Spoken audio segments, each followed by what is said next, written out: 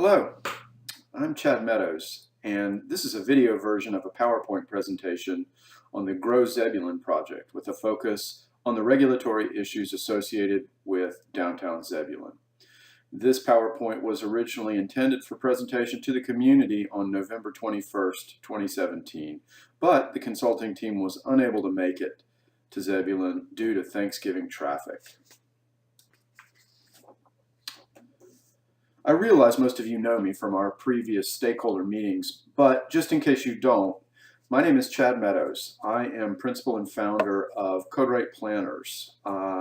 We focus on writing development codes for local government clients across North Carolina. I've been a planner for about 23 years and have spent the last 16 of those as a development code author.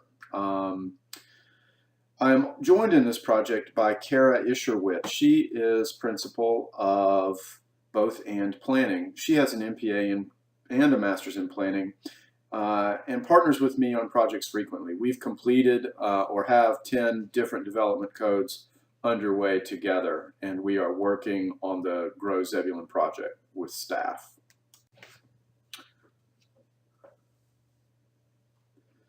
We've been working with the town for the last several months on the Grow Zebulon project.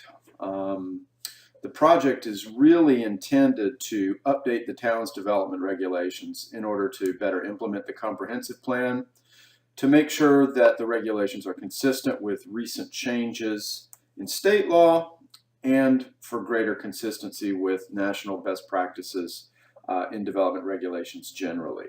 This presentation has three parts. We're going to talk a little bit about the project background, Grow Zebulon project background. We'll talk a little bit about the input that we've collected so far, and we'll talk a little bit about some of the proposed downtown district standards as we're envisioning them at this point. Next, we'll talk about kind of next steps in the project. Before we jump in, let me let you know about the www.growzebulon.com website. This is the project website. It's the best place to find out what's going on with the project, review draft documents, presentations like this one, and get in touch with the staff and find out more information. One of the things that we do every time we meet with folks is talk about project goals. The Grow Zebulon goals, there's 6 of them. They're listed on the screen. First and foremost, project goal is to implement the town's adopted policy guidance. The town's comprehensive plan was adopted in 2008. The UDO, what we're preparing, is the primary tool for implementing that comprehensive plan. We all know growth is coming to Eastern Wake, and whether or not it turns out to be a good thing or a bad thing really depends on how it's planned for. And I know you know that good plans mean nothing if we don't act upon them. This UDO project is the main tool for realizing the town's plans. Second project goal is preserving Zebulon's small town character. You know, the UDO allows you to establish your own vision for your community instead of it being decided by default by others who don't live in the community. So this is your opportunity to preserve the character of your community that you'd like to see. Number 3, revise the town's zoning district lineup. Zoning districts are those things that tell us what kinds of uses are allowed in what locations and in what configurations. They really identify the optimal blend of use and location, and they can really work to establish the path of least resistance for desired development. Number 4, unify the zoning and subdivision provisions. Right now, the town's regulations for zoning and for subdivision are in different documents. That creates some challenges for the staff, for elected officials, and for applicants. Unified provisions, like the UDO we're preparing now, create consistency and help ensure that the right hand knows what the left hand is doing because all of the documents are in a single volume. Number 5, promote safe and sustainable infrastructure. The public's health, safety, and welfare hinges on infrastructure, and it's one of the most important parts of this project. Ensuring new and existing infrastructure in the community is safe and sustainable. Number 6, ensuring a predictable and efficient review process. In many ways, the UDO is your playbook for how development should proceed. It makes the development that you want in the community easy, and it makes the development that you don't want in your community more difficult to do, but not impossible. So the UDO, while it's a body of law, it also creates a path of least resistance and creates a series of predictable processes that in fact encourage the kind of development that you'd like to see in your community. So it is a playbook or a roadmap for the future. Now, we've been at this for a while. The overall process of the UDO update, we're basically at the gather stakeholder input stage. We're really winding this down. We've had a variety of meetings with the downtown focus group, business community, other interested parties. We've met with elected officials several times. We're really coming to the close of the input portion of the document, or at least gathering the initial input. We've reached a lot of people. We've gotten a lot of good information. The next step in the process is where we actually put pen to paper and begin to draft the revised regulations based on the input that we've collected. Now, once we've gotten a draft of the document put together, we will be back in front of the community a variety of times to present the material, talk about people's thoughts on it, revise it as necessary, and all of those things will happen prior to adoption. Once Zebulon has adopted the UDO, it becomes the set of rules governing development. Okay, so let's talk a little bit about the input that we've received and how we've translated that into a framework of regulation for downtown Zebulon. Now, downtown, as you know, is quite charming. It's beautiful. It's also underutilized. There is a lot of desire for improvement. There's a lot of support for a revitalized downtown Zebulon. And those are very, very good and positive things. And we're looking to leverage on that interest that exists right now. To help us write regulations for downtown, we've had opportunity to talk to people about what's working in downtown, what's not working in downtown, what could be better, etc. So let me talk a little bit about what we've heard so far. Downtown assets. Obviously the charming look and feel, the historic building stock, certainly of the 8-10 blocks that form the core of the downtown. A lot of beautiful historic buildings that have remained intact, which is wonderful. You've got a layout of small walkable blocks, pedestrian activity, and the ability to move through the downtown on foot is vital for success. And you've got that framework in terms of walkable blocks. Legacy businesses, you've had businesses in the downtown for many, many years. They're still contributing to the quality of life in Zebulon, and that's important. It creates a sense of continuity for your visitors and residents. There's a town parking lot, so there's some parking resource there. We'll talk a little bit more about off-street parking in a moment, but you've got at least one resource available for downtown business. You've got helpful town staff, a chamber of commerce, the police, and others. Everybody has come together and wants to promote the downtown. That doesn't always exist in every community. Fortunately for Zebulon, it exists here, and we need to leverage off of that. Finally, there's a feeling that people want the downtown to succeed, not just the business owners, but the residents, and not just the residents who live in downtown, but the residents throughout the community. Everybody recognizes that if downtown wins, Zebulon wins. Those are good things, but we've got some challenges to deal with too. Right now, there's no real draw. There's no reason to come downtown if you're not already in the vicinity. So there's a need for a draw. There's a variety of vacant or poorly maintained buildings. And concomitantly, there's difficulty in bringing those older buildings up to today's building code standards. It's expensive, it takes time, and it's a challenge for those who would come to town to redevelop. There are some appearance issues with existing businesses, whether that's because those businesses they're in vacant buildings, or There's been some challenges with respect to traffic in the downtown or just a paucity of customers.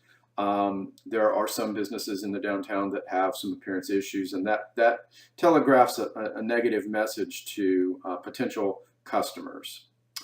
Traffic in the downtown, there's a couple important state roads that run either through or beside downtown. There's a lot of truck traffic, and that's not really that conducive to a small town pedestrian walkable atmosphere.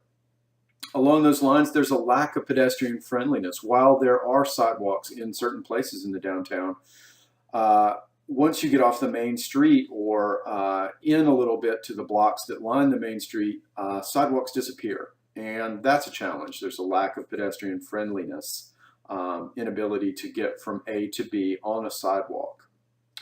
There's a need for greater residential use. Back in the day, folks used to live in downtown. Now, for a variety of reasons, not very many people live in the downtown. One of the key things that can be done for encouraging vibrancy in the downtown is bringing more residential use into the area.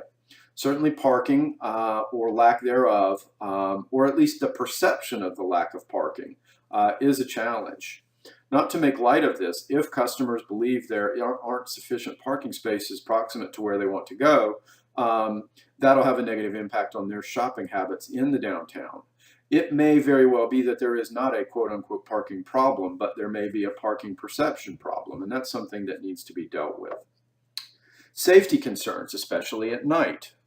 Making sure that people feel safe, that downtown is a place where you can go and walk around and feel safe regardless of the time of day. Very, very important. There's also unclear information about infrastructure availability. When folks are looking to redevelop, it's not clear exactly what kinds of public infrastructure is going to need to be installed, retrofitted, improved, etc. So we need to be sure that we are making all of that information available to a would-be developer so that we can encourage them to come to the downtown rather than send them somewhere else where it might be easier. So one of the key things that we've talked about up to this point is the establishment of a downtown district.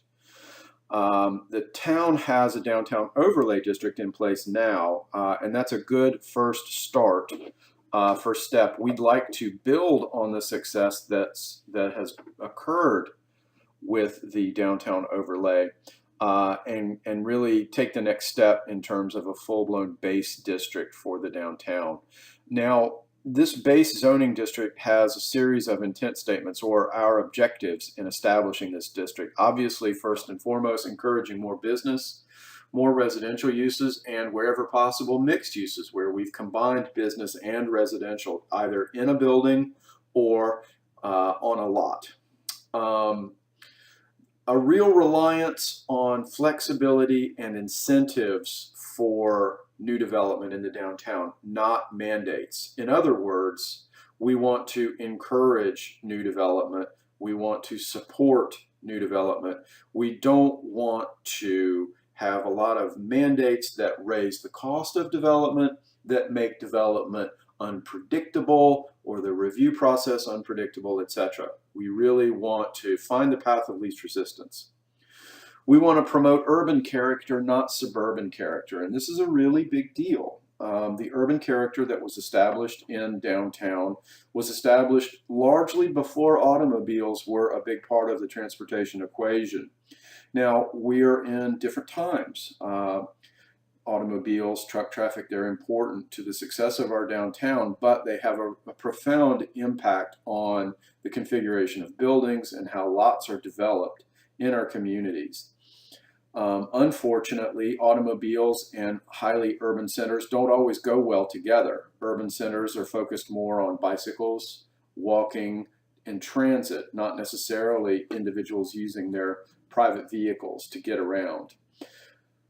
To be sure that we're supporting development and encouraging new development that's consistent with the template that exists, we want to be promoting urban character, bringing buildings up to the street, not having a lot of surface parking between the front of a building and the street that it faces, etc. We want to be sure that regulations address the public realm. and portions of buildings that are visible from the public realm, and not focus so much on the private portions of lots. This is a real departure from how zoning is usually accomplished. If you think about zoning in the abstract, it spends a lot of time thinking about where buildings can't go or what they can't be. There are setbacks and maximum building heights and maximum lot coverage numbers, etc. A lot of provisions to tell you where you can and cannot build a building. Very few address where you can build a building, and those have very little to do with how the building looks or feels from the public realm. In other words, how it looks or feels from the sidewalk or the street. So the downtown district really needs to depart from our prior zoning thought process and focus on, okay, how do these buildings look from the street, from the sidewalk? How do they function in terms of the public realm? And let's not worry so much about the backs of the buildings or the portions of lots that are out of sight. Out of sight, out of mind. We have enough challenges to face with revitalization in the downtown. Let's try to find a way to soften the regulations on portions of lots that aren't visible from the public realm. Finally, we need to remind ourselves that it's the character of the area, not necessarily the current buildings that are in place, that need to be maintained. Oftentimes in a revitalization scenario, we find different portions of the community fighting against one another to save this building or that building, when development or redevelopment of an existing building could potentially be cost prohibitive given the need to comply with building code changes, etc. Developers operating in the downtown are on very thin margins. We want development in downtown to be profitable so that people will undertake it. In order to make that happen, we need to be sure that the regulations don't obstruct them. And we need to remind ourselves that it's the character of the downtown that we want to preserve, not necessarily the existing building stock. If new building stock can be brought into the downtown and fit with the established character, then we've come out ahead, and that's a positive. These are the intent statements, or the guiding principles for the district regulations. Now, the next thing to talk about is the district mechanics. How does the district work?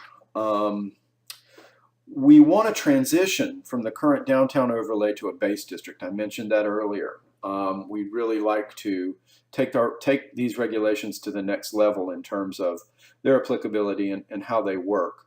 An overlay district is one that sits on top of existing base districts, and it adds a series of standards. And in some cases, it creates a little bit of additional flexibility that might not otherwise exist.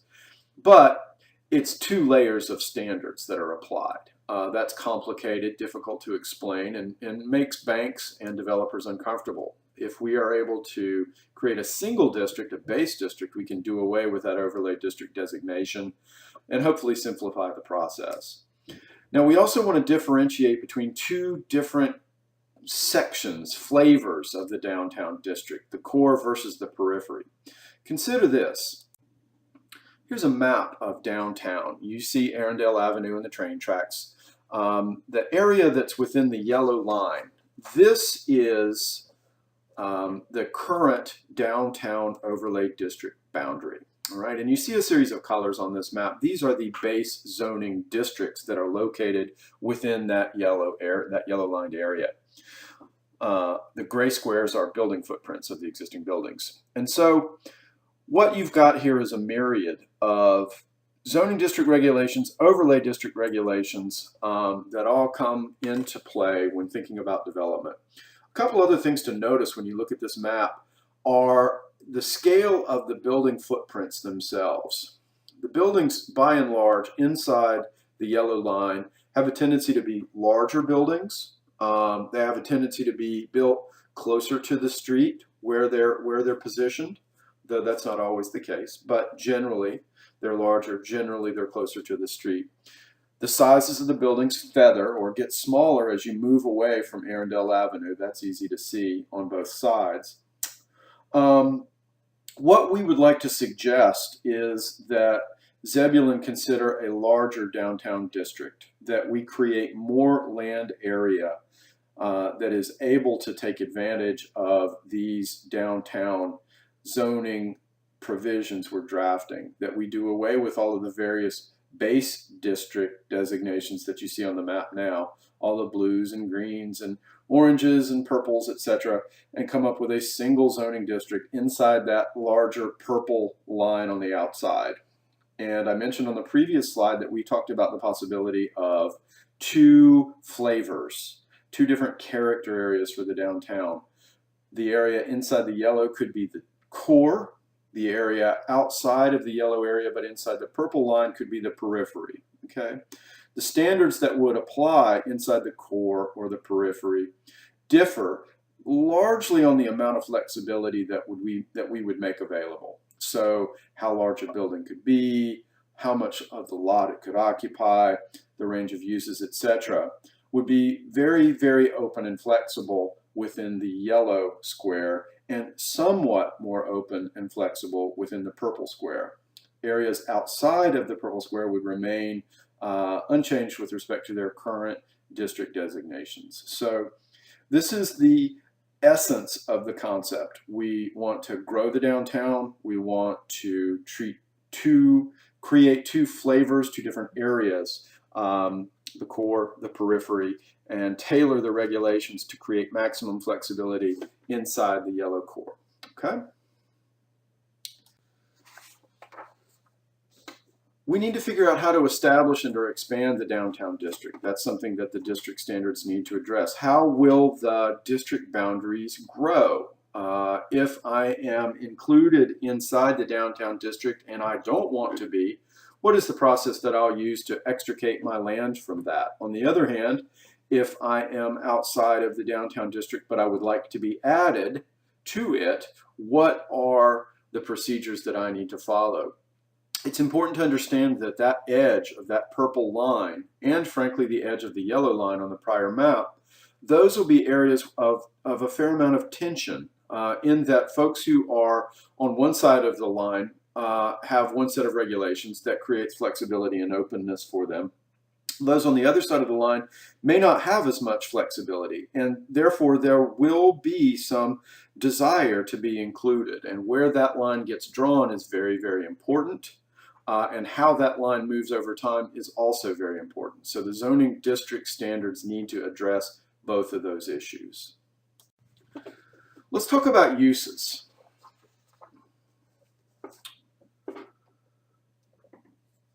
From the input that we've received up to this point, generally speaking, folks want to discourage industrial uses in the downtown. Now, nobody wants to kick out a perfectly good existing use.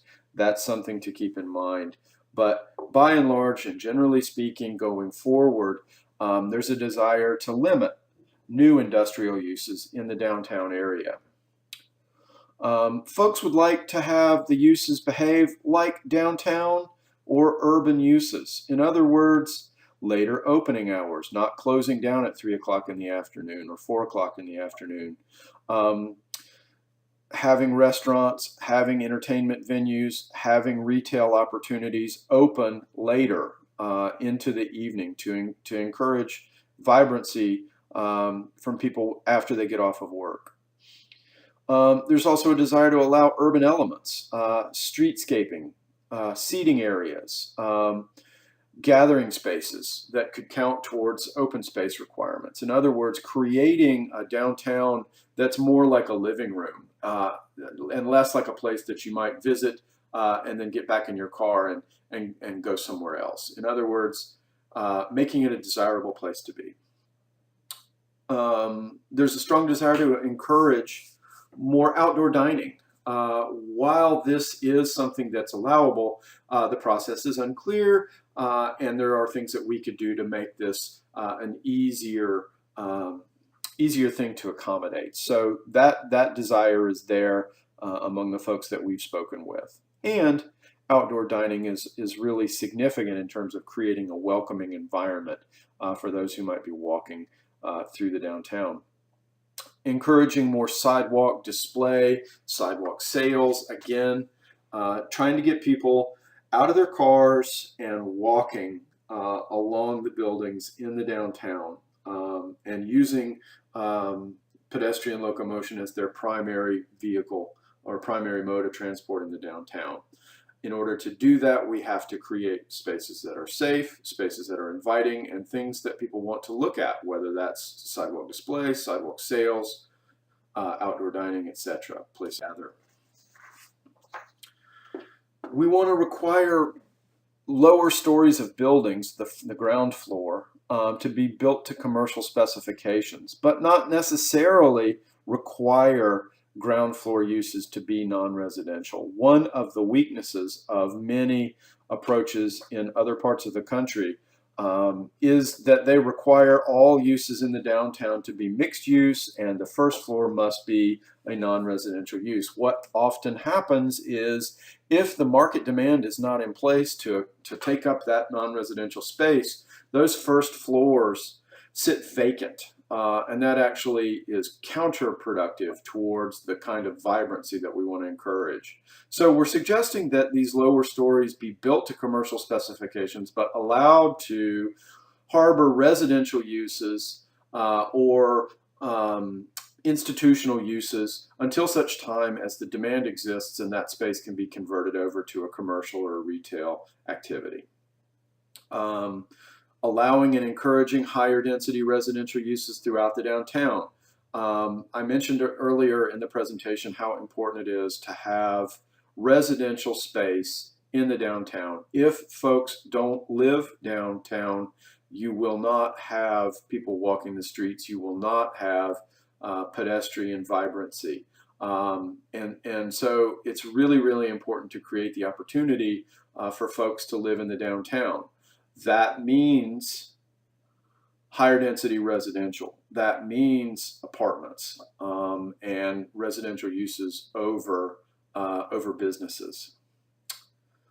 Fostering conversion of existing single-family detached dwellings to non-residential use. You saw in the earlier maps, there's quite a few single-family homes in the downtown, some very proximate to the main spine of downtown. You know, those buildings are perfect incubators for small business.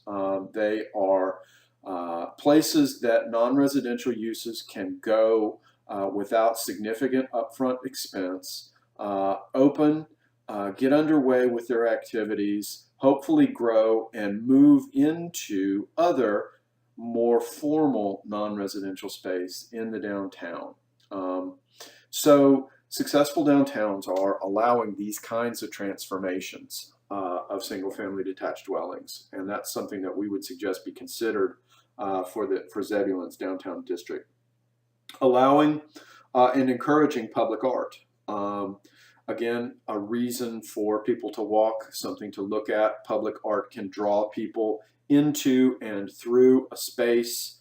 Successful communities will not just have permanent art installations, but will also allow, encourage, promote temporary art installations that bring new people into the downtown to see the temporary art displays that are there. So that's something that should be encouraged. Dimensional standards. These are part and parcel of the district provisions. They are the standards that control how big your building can be, how close it can be to the lot lines, how tall it can be, etc. Now, you heard me say a reliance on flexibility and incentives in a previous slide. Number one on this slide is a minor departure from that approach. However, it's one that we've talked about and feel fairly strongly about with respect to new buildings. Suggestion that new buildings in the core part of the downtown, that area within the yellow square, be built to a minimum of 2 stories in height. So if someone's building a new building within the downtown core, that it be built to have 2 distinct stories. I know we've all seen new buildings in suburban areas that are as tall as 2-story buildings. Many of them even have the little fake windows where the second-story windows would be. That's a design response to this notion about how buildings should be configured to foster pedestrian orientation. But it's fake. We are trying to build a real downtown. And so the suggestion would be in Zebulon that new buildings that are built downtown in the core have a minimum of 2 stories. We have talked about whether or not we should allow buildings in the downtown core to grow beyond the current 3-story height limit. We haven't really reached any solid consensus on that, so that's something that needs to be considered and discussed as we go forward. How tall should buildings be allowed to be in the downtown? That 3rd floor is a magic number. In most buildings in the state of North Carolina, you can have 3 stories without having an elevator. You can have 3 stories without having to worry about sprinklers. And when you move to a 4-story situation, there are ramifications for your fire department. Having said all of that, when the market is such that the cost of land merits it, the inability to go to 4 stories if land is overly expensive can be a disincentive for redevelopment. So something for us to think about. We need to balance the character issues with some of the other challenges we have in terms of our maximum building height. We think that tying off-street parking in front of a building to building height in peripheral areas is important. Remember, the periphery is that zone outside of the yellow line, inside the purple line. And what we would suggest be considered is that the amount of parking that would be allowed between the front of a building and the street that it faces be tied back to building height. Those buildings that are 1 story in height, maybe we want to limit the amount of parking that can be in front of that building. Not say no parking in front, but limit the amount of parking that could be there. If, on the other hand, you wanted to do a 2-story or a 3-story building in the periphery, then the limitation on parking there would be no limitation on parking between the front of the building and the street. So we're trying to incentivize taller buildings while at the same time making sure that our streets support pedestrian orientation by not having large parking lots in front of 1-story buildings. Along those lines, requiring buildings come right up to the street in the core area, as is the common practice today for most of the older historic buildings. So your building fronts would be built right up to the sidewalk edge. Establishing a maximum front setback in peripheral areas. Again, trying to get buildings closer to the street, but being a little bit less restrictive than the regulation that we might apply inside the core. The whole thinking behind this provision, the parking provision and the building height provision is this. Encouraging pedestrian orientation means creating some enclosure along the street for pedestrians so that they feel safe. If you have a wide street with wide setbacks and low 1-story buildings placed far away from the street, it's not a very desirable place to walk. Instead, what we want to try to encourage and support is some enclosure along the street front for pedestrians so that they feel safe and so that they'll walk. Because that pedestrian vibrancy is really key to creating the kind of downtown character that we'd like to have in Zebulon. Now, removing rear and side setback requirements, except when adjacent to an existing single-family home. This is part and parcel of flexibility and incentives. Let's just recognize that in the downtown, in the old days, we didn't have setbacks. Setbacks are a creature from the 50s, 60s, and 70s. Doing away with those requirements in the areas where we'd like to see greater development potential, greater development intensity makes sense. So that's certainly something that would be included within this downtown district. Along with that, removing impervious surface limitations, the amount of lot area that can be covered by impervious surface, whether that's a building or a sidewalk or a plaza, or even a parking lot for that matter. So creating some additional flexibility for the regulations in our downtown. But coupling that with maximum floor plate thresholds. A building floor plate is the outer perimeter of the first floor of the building. We would tie that to the size of the lot. Again, the idea here is that you maintain some of the lot to be used as either open space or parking or gathering areas for people, or some other function, that we not simply allow every single lot to be fully built upon with building area. Parking standards, really, really important. One thing to keep in mind on the parking is that there is a perception about off-street parking, and there is a reality with respect to off-street parking, and it's seldom that those two meet. Most folks feel that in their communities there's a parking problem. Oh, I've got to drive around for 5 minutes before I can find a parking space. Oh, it's so hard to find a parking space. One reason why that might happen is that people are only coming downtown for events that have drawn a lot of other people, and therefore the parking spaces that exist normally are probably sufficient for day-to-day operation, but become overrun in these special events. So that's an issue to keep in mind. The only way to really know if you are underparked in your downtown is to have a parking study done. I believe the town has done those in the past and has found, generally speaking, there isn't necessarily a drastic parking problem. I will say this, the most successful downtowns all have parking problems, all suffer from business owners and customers complaining about a lack of parking. That's a good thing. That means there's lots of people in your downtown.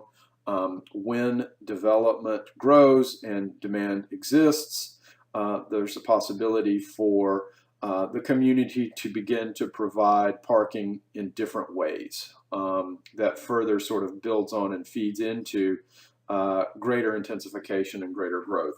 You are not at that stage in Zebulon, but there are some improvements that we could make. For example, no off-street parking requirements for uses in the downtown, just removing them altogether, but including provisions that control the location of parking if someone should decide to provide it. So leave the decision of the provision of off-street parking in the hands of the landowner. Should they choose to have off-street parking, then establish some regulations with respect to where that parking can be located. But stop there. Don't require them to have off-street parking. In terms of location, be sure that that's to the side or the rear in the core. In other words, not in front of the building. And use that dynamic balance of building height to control the location of parking in the peripheral area. Again, the idea here is let's build spaces that people want to walk in that are more conducive to pedestrian traffic than they are vehicular traffic. On-street parking should be provided. Zebulon is blessed with a fair amount of on-street parking. In fact, there's even diagonal parking on-street. This is all the rage these days, and there are parts of the community that already have this, so that's great. And we should be looking at ways to retrofit streets that don't have on-street parking as part of the development process. Being sure those dedicated loading facilities are fully screened. Again, trying to create an atmosphere.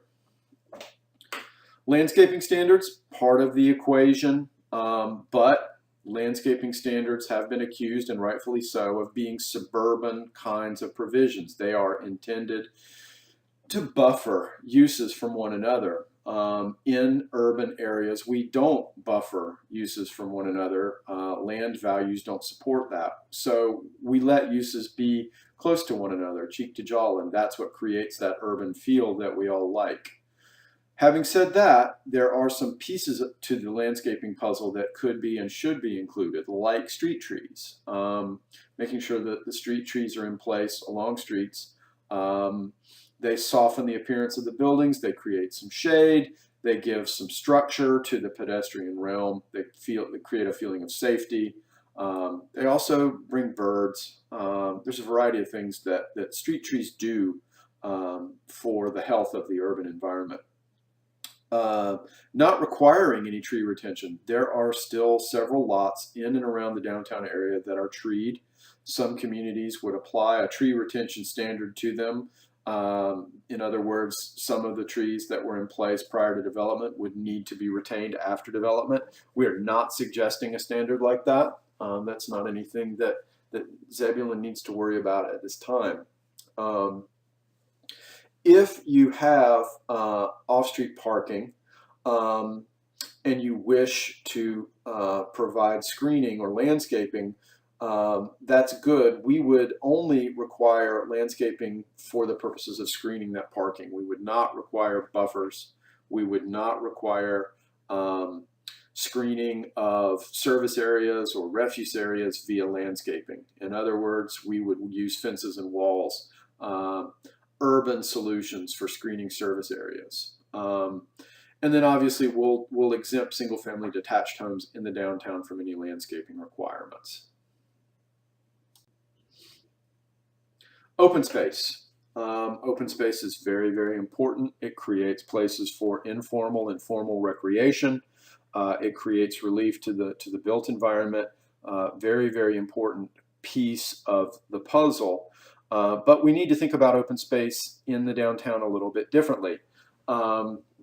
We should require open space of non-residential mixed-use multifamily uses, but how they meet those standards, we should be flexible. We should give credit for gathering areas, roof gardens, green roofs, outdoor dining areas, atriums or plazas that are inside a building that are open to the public. Those kinds of things where folks can gather, sit, spend time together, eat, etc.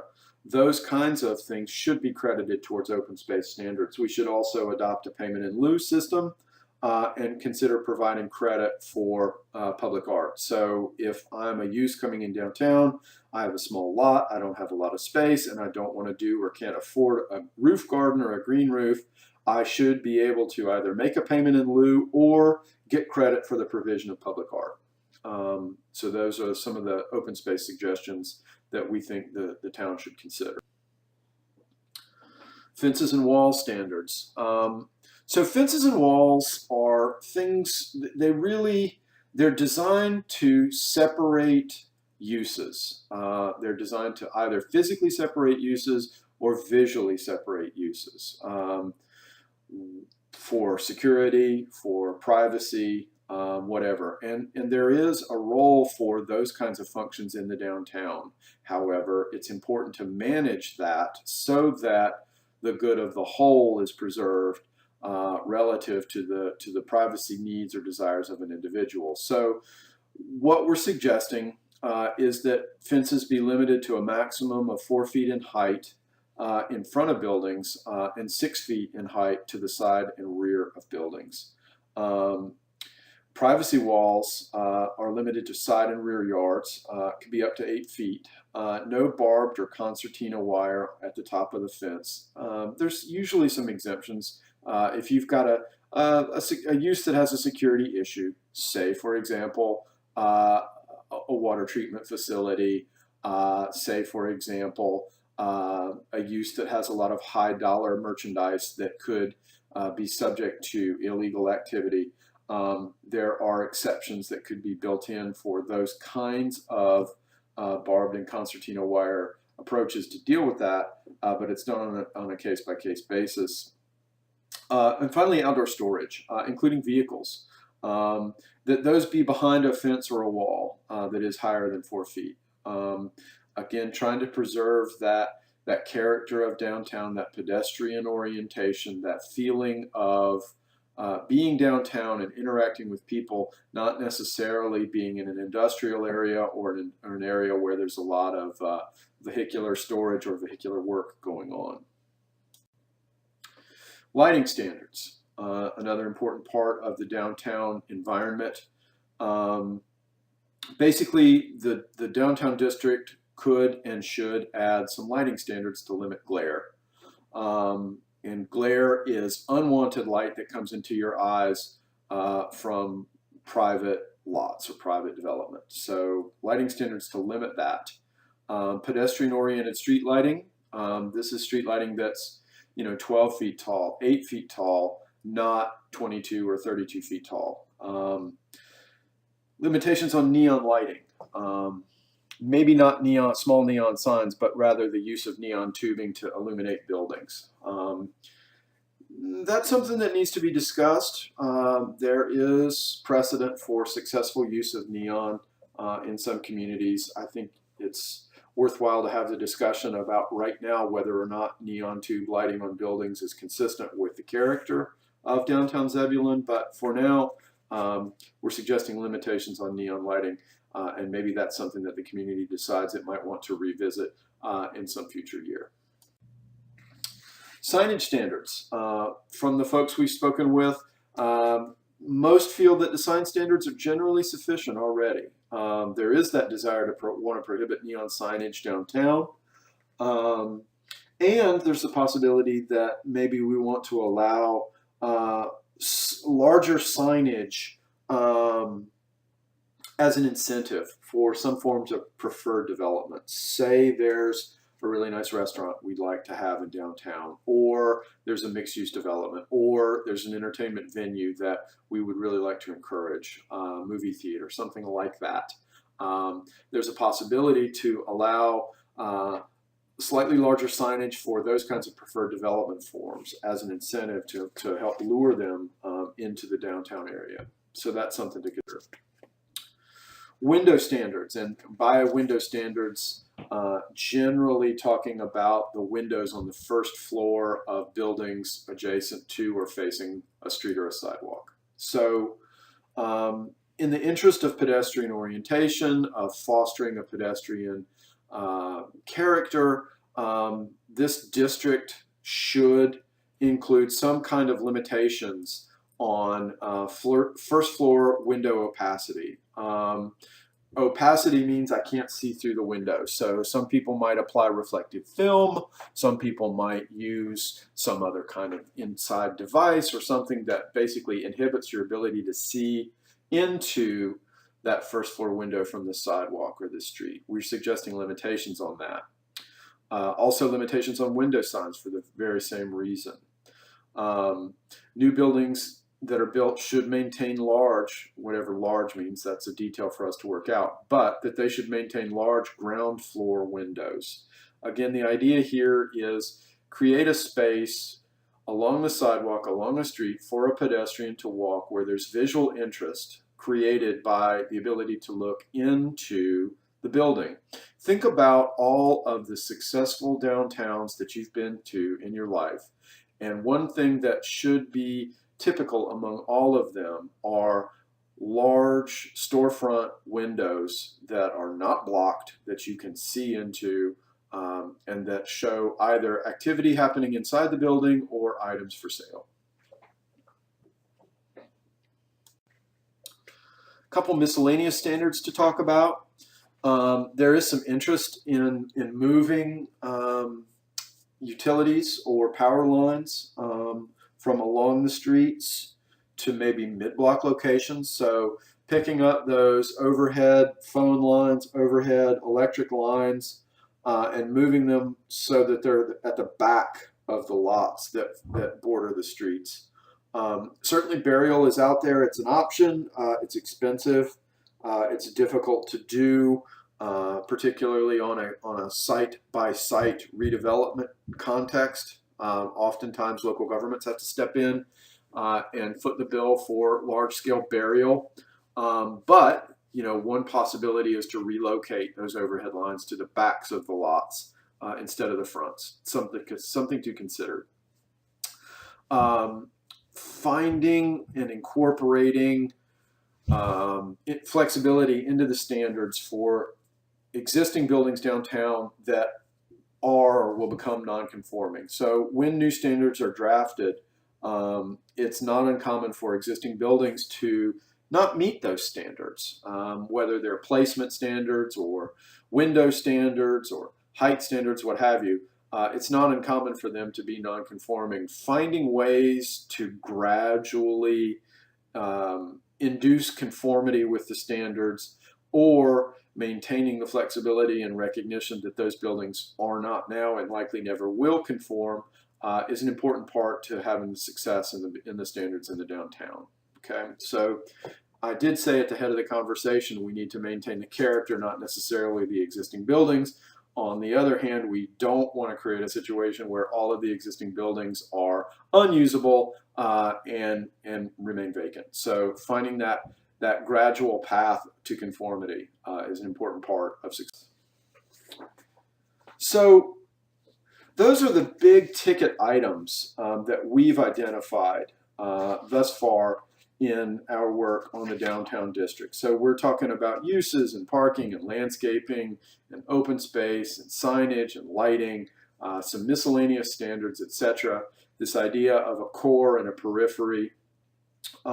Were I there with you now, we would open up the floor and I would ask you this question: is there anything else that you feel like we need to be thinking about or that would be important inside this downtown district? Since I'm not there in front of you, if you do have any ideas, please go to www.growzebulon.com. There's a place on the web page for you to post a comment and let us know if there's anything else that we need to include. Now, through the discussions, we've had a series of non-UDO items rise to the surface and things that we want to think about. All of these issues are outside of the scope of a downtown district and are outside of the scope of the UDO that's being contemplated as part of the Grow Zebulon project, but are important pieces to the puzzle for success in downtown. And because of that, we wanted to just list them for you. The desire to explore a business improvement district or a BID or a municipal service district or an MSD.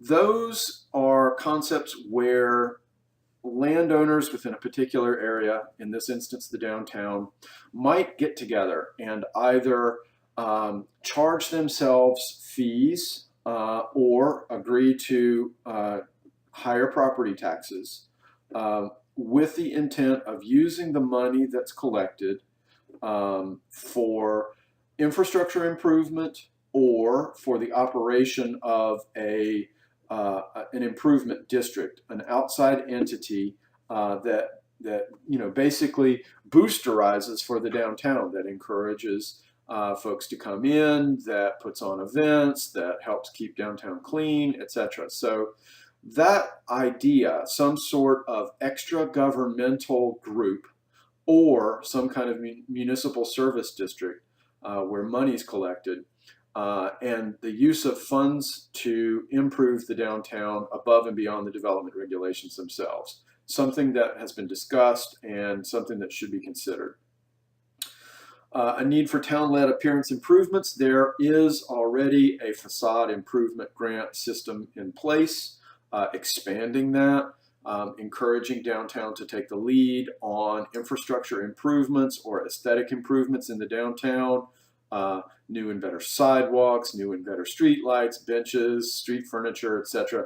Those kinds of things are important to the success of a downtown and things that, frankly, the town is in a better position to handle. One thing that came up many, many times is the need for a minimum maintenance code for buildings in the downtown. If you've got a building in the downtown, there should be, according to the people who we've had a chance to speak with, there should be some kind of minimum maintenance code. You should be responsible for maintaining the exterior appearance of your building.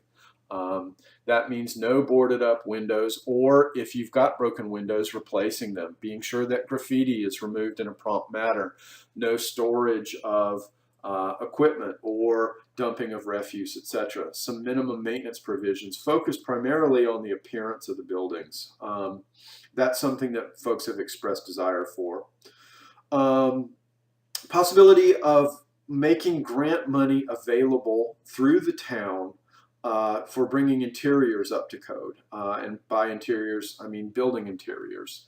You've got a lot of older buildings in the town. They don't comply with modern building codes. It's expensive to bring them into compliance. And if you've got a new business owner or a struggling business owner in the downtown who would like to do something but can't afford it, is there a way for the town to step in and offer them some kind of financial incentives or financial assistance to bring the interior of those buildings up to code? Recognizing that in so doing, that creates a viable space for another business, creates hopefully more tax revenue and more vibrant business activity taking place. The town needs some policies in place for infrastructure retrofit. And by infrastructure retrofit, I mean you've got a series of sewer lines, you've got water lines, you've got streets. These things have been in place. They've been in place for a long time. When redevelopment comes, you bring hopefully more residents, more customers, and they place greater stresses on that older infrastructure. It is not uncommon to need to update or retrofit that existing infrastructure to accommodate the more residents or the more shoppers. Now, in some places, the costs of that retrofit is being shouldered by a business owner, a property owner. That's fine in places where market demand can support those kinds of costs, where the likelihood of a business owner making money on a new business helps with the calculus of paying those costs of infrastructure retrofit. Unfortunately, Zebulon's position in the market, the sort of market cycle, the business cycle, isn't that supportive. Zebulon is not at a place where a new business owner can come in and assemble land, build or retrofit a building, handle the costs of infrastructure retrofit, all with the promise that they'll be able to turn a profit because the demand in the community is so strong. You're not at that place in the market cycle. You will be one day, but for now, it's important for the town to be in a place where they can handle that any retrofit aspects and costs as far as infrastructure. Finally,